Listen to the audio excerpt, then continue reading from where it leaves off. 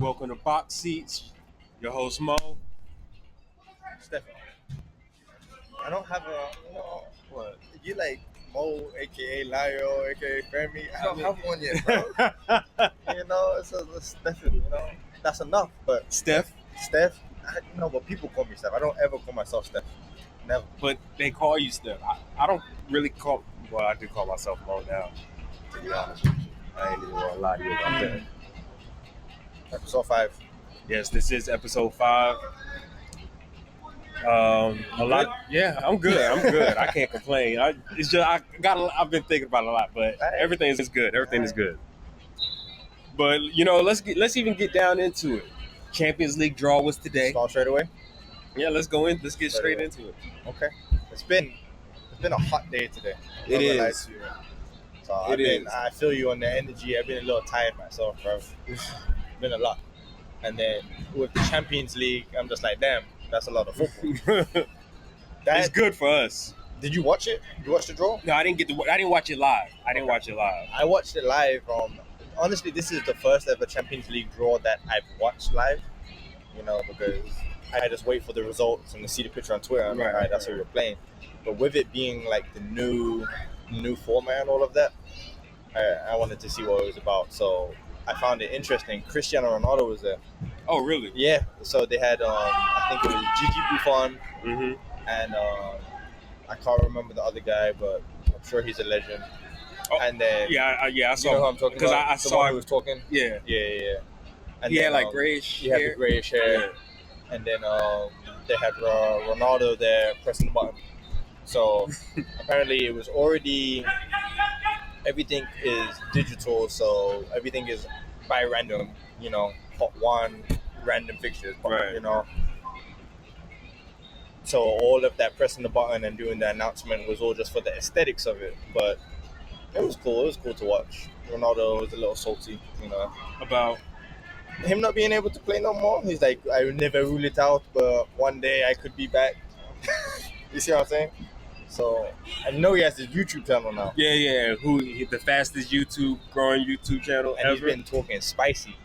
He's been talking. You didn't hear what he said? I haven't watched any of his stuff on there. Okay, so he had an interview with Rio Ferdinand, and pretty much he was talking about like his goals and targets. He said, my next goal is to reach 900 goals, and then after I reach 900 goals, I want to reach 1,000 goals. But the difference between me is everything's going to be recorded and everything's going to be documented. Who do you think he was taking shots at? The legends. But the main one was Pele. Because before Pele passed, he put on his Instagram in his caption, all-time scorer, 1,283 goals. But we don't know where they come from. They could be training goals, they could be goals against farmers and, mailmen. Well, I mean, Ronaldo's in Saudi now. But that's still more of a league than playing. Well, honestly, you can't really say that because that's what they had back in those days. Perfect example, if you put Pele or Maradona in this era, how do you think they will fare? Maradona is cooking, Pele is getting cooked. What makes you say that? I don't think he had the athleticism to compete in today's. With Maradona, at least, because Maradona played in a more closer to modern era, right? You would say the game had evolved a little bit better, even though the men were doing like on the line. But you also have to think about this though: the facilities that they had, they didn't have those back then. You're right. They have them back here. So if you put those players in this era where they have the facility, they have the technology, they have all of these different things that could benefit them, you don't think that they could prosper or be better? Maradona, yes. Pele, no. Okay. Why you look like that, bro? No, I'm just saying. Is that controversial? No, I'm just saying. Okay. I think you. You think Pele could? Yeah. Okay. Either way, because he had to have had some sort of talent to be as good as he was back then. Yeah. I mean, and I'm not discrediting his talent, but the levels of talent. That's like saying, can Moses Malone dominate in the NBA today? It's possible. How many big men in the NBA have legit post moves? They're just more athletic in general. But you can't just base it on athleticism. You have to base it on IQ. You have Right. to base it on But before heart. we even You have to get base there, it on. You have to also base it on talent. and I do. But before we even get there, you have to be athletic. No, you can you have don't. all the hard work. You don't. You have to be athletic. Because if you, perfect example, Name one. That's Zach not athletic. Randolph. Zach Randolph could shoot. Zach He Randolph had could shoot. he had a post game. He did. But he could not. But to have but a if he post jumped, game he means you have could to be not jump athletic. off the ground. But bro, He could not jump off. to hold the ball and go like this and to do fake. Moses Malone could do that. Moses Malone could do that. The level of athleticism now. When you're is talking a- about athleticism, you're talking about them being able to jump out the gym. That's what you mean by athleticism. Zach Randolph had Speed, no type of agility, quickness of thinking. They had quickness of thinking. Bro, You can't say that Moses Malone is not dominating this league, man. I don't think. I think he would be the best big man in this league. The He would- best, the best man, big man. the best big man in Yes. this. Right now, if we're talking about right now, okay, no, because Jokic is there. That's what I was just about to say. I'll give Jokic. I will give That's Jokic. what I was just about to say. Jokic and I will give Jokic. Bobo. Anyway, let's get back to football because That's funny. Champions League draw. Champions League draw. We went off. We did. Champions League draw. It's a lot of football. You want to start with the fixtures? Well, I haven't seen all of them. Okay, I've seen Real Madrid. Let me go to your team. We'll talk about Real Madrid's fixtures. So it looks like 1, 2, 3, 4, 5, 6, 7, 8. 8 games Yeah. before you get to the next round. Mm-hmm. So It's actually, if you think about it, it's actually the same amount of games. it's the same amount of games, It's just you're playing different teams. different teams. It's definitely going to be more exciting. Yeah. But let's start with the fixtures. So Real Madrid, you guys were in pot 1. I think they pot 1 was the teams that had the biggest FIFA coefficient, meaning how many trophies you win domestically, the players you have on the team, and the accolades from the past. Meaning Real Madrid were going to be number 1 because you guys have the most. We'll be champions. number one next year too. If that's the case, we'll be number one next year too. Right. Arsenal were in pot 2. So, that says that Real Madrid, Man City, Bayern Munich, Paris, PSG, Liverpool, Inter, Dortmund, Leipzig, and Barcelona were in pot 1. Part one. Your fixtures, this is who you guys drew. Home, Dortmund. Away, Liverpool. Home, AC Milan. Away, Atalanta. Home, Salzburg. Away, Lille. Home, Stuttgart. Away, Brent. That's a lot of traveling, bro. That's a lot of traveling. That's a lot of The traveling. games that stand out to me the most for you guys are Liverpool away at Anfield, and we don't have a schedule out yet. So they tell you who you're playing, Mhm. but you don't know when. So knowing how FIFA works, bro, that might be some crazy. One weekend they have the El Clasico, and Then the next week they have to play. Yeah, that's wild. I mean, it's going to be exciting. I'll give you that. It's going to be very much exciting. I'm just worried about injuries. That's what I've been worrying. That's a lot of football. And you said it's the same amount of games, but like you said, the traveling. It's the traveling, yeah. Not only that, the domestic cups. It just seems like a lot. It seems like The reason I also say it's a lot is mainly because of the traveling, and people don't realize traveling takes a lot out of you. of course. Traveling takes a lot out of you.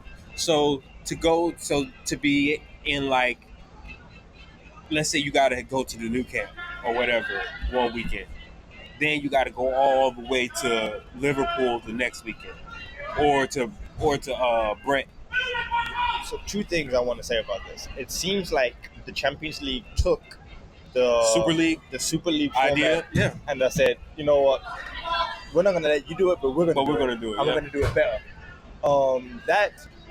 And I wouldn't be surprised that if in a few years you're talking about the traveling, if they start doing some of these Champions League games in different countries. Miami, Real Madrid versus Barcelona. That'd be too much. You think so? That'd be too much. Too much for who? Too much money Champions for them? League? Too much money for them? For the players. Nah, it's gonna happen. You want me to tell you why? Bro, to travel from Spain to Germany or France is one thing. Traveling from like Spain or England to America is another thing. The NFL are doing it. They do one game. It's like one game. They had one game a few years ago. Now they're doing multiple games. They had a game in Brazil the other day. Who plays American football in Brazil? But they don't play as many games in football. No, but they play one game a week because of the type of training that they do. They play one game a week. And it's only for 16 weeks for the regular season, and then for the playoffs, it's an extra what? I would say 3 or 4. 4 games Yeah. total. So maybe about 18 games altogether, plus preseason. Let's say preseason. So you're I playing would say 24 22. games. Yeah, 22 to 24 games. It's not a lot, right? But I'm just talking about the idea of it. The money's out there for them to travel. That's going to be then they're going to increase the money of how much they're going to be paying these players. You already kind of see that. You already kind of see that with how these contracts are going. Wasserman, talking about going to Saudi Arabia. 30 million a year was his contract. But that's because they got that type of money. Okay, but who owns Man City? Is it not the same people in Saudi Arabia? I thought it was Americans that own Man. Oh, Man City. I'm thinking about Manchester United. The money's coming in there. But not every team has getting that type of money though. No, but if the Champions League funds it, why would they not play, let's say, Bayern Munich, Aston Villa in New Jersey? Wouldn't that be a sold out arena? Yeah, I can see it. So my idea, I see it as them taking the Super Cup idea and them trying to beat the money investors to their own game. Right. That's how I see it. But anyway, that was your fixtures. So how you feel about that? Yeah, I mean, the only team really I see, well, there's actually about 3 teams I see giving us trouble. Dortmund, Liverpool, and I'm thinking Milan. Milan. You guys already beat Atalanta in the Super Cup. So. Yeah, so we're not really worried about that. Yeah, the rest of your games are pretty easy. Yeah. For Arsenal now, this is who we have. Home, PSG. Away, Inter Milan. Home, Shakhtar Donetsk. Away, Atalanta. Okay. Home, Dynamo Zagreb. Away, Sporting de Lisbon. Home, Monaco. Away, Girona. Those are some interesting games. Yeah. I'm excited for that. Yeah. PSG is PSG and Inter Milan and Atalanta. PSG, Inter Milan, and Atalanta are you guys beat them convincingly, but what not you guys? I mean, I think you guys will be okay. I think you guys will be fine. I mean, I don't even see PSG giving you guys trouble. So I wasn't even worried about them. So Inter Milan, and even then we beat them. We played what Tuesday? Last season did we play them? Whenever we played them, lost in the Champions League. Can't remember. I think you guys will be. I think you guys. Yeah, I don't see you guys having a real tough time in that group. I think you guys will be. Yeah, I believe you guys should come out on top. Right. I believe you guys should come out on top. Okay. You want to talk about any of the other teams' fixtures? We could talk about City. Let's talk about City. We did talk about Barca, didn't we? No, but we can talk about Barca. I'll go over Barca real quick before I go to City. Okay. Barcelona have home. They have Bayern. Away, Dortmund. Home, Atalanta. Away, Benfica. Home, Young Boys. Away, oh my gosh, I don't even know that team. ZVE. ZVE? Who's ZVE? I don't know. We would have to Google that. Brent and then Monaco. If I'm looking at it, Atalanta have probably the hardest fixture. I'm going to read this to you real quick. Real Madrid, Barcelona, Arsenal. Shakhtar Donetsk, Celtic, Young Boys, Stuttgart. So they have to play some heavy hitters in Spain. And then Arsenal. That's pretty tough. That is a tough fixture for them. Barcelona, good luck. We don't really care about you guys, to be honest. He's a Real Madrid fan, and I think you guys have been cheats. It's facts. You know, you don't have to go into my trauma, 2006 Champions League. Yeah. You see what I'm saying?